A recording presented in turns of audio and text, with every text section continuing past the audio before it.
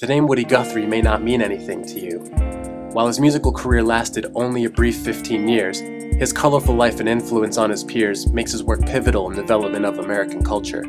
And, if you were raised in the United States, chances are you've been singing his best-known song since childhood. Born in Okemah, Oklahoma in 1912, Woody, like many others, fled the area due to the onset of the Dust Bowl, ending up in California in 1930. While there, he gained notoriety playing folk and protest songs on a leftist radio station and writing a column in a similar newspaper. During that time, he also met author John Steinbeck, who would romanticize the plight of the displaced Okies in his novels Of Mice and Men and The Grapes of Wrath. While never an official member of the Communist Party, Woody was a supporter and sympathizer, as evidenced by this 1941 photograph.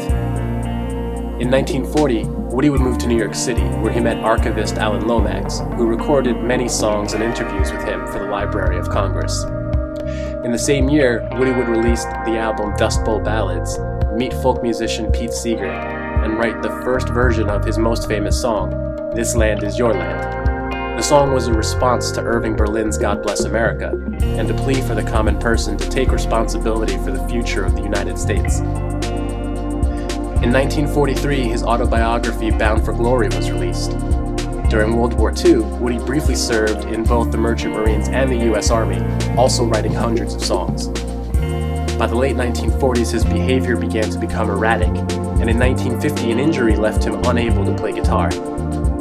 Diagnosed with Huntington's disease, which causes dementia and muscular problems, Woody lived in various psychiatric hospitals beginning in 1956. In 1960, he was tracked down and visited by a young Robert Zimmerman, who had just dropped out of college and moved to New York City. 2 years later, Zimmerman would release his debut album under the name Bob Dylan, including the piece called Song for Woody. Guthrie succumbed to Huntington's disease in 1967.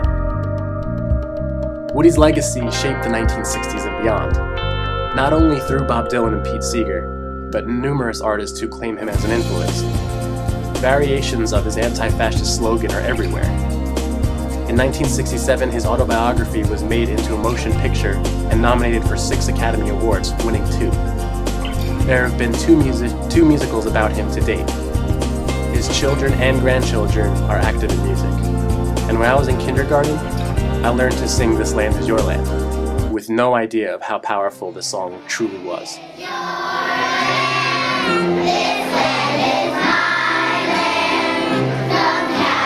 California to New York Island, from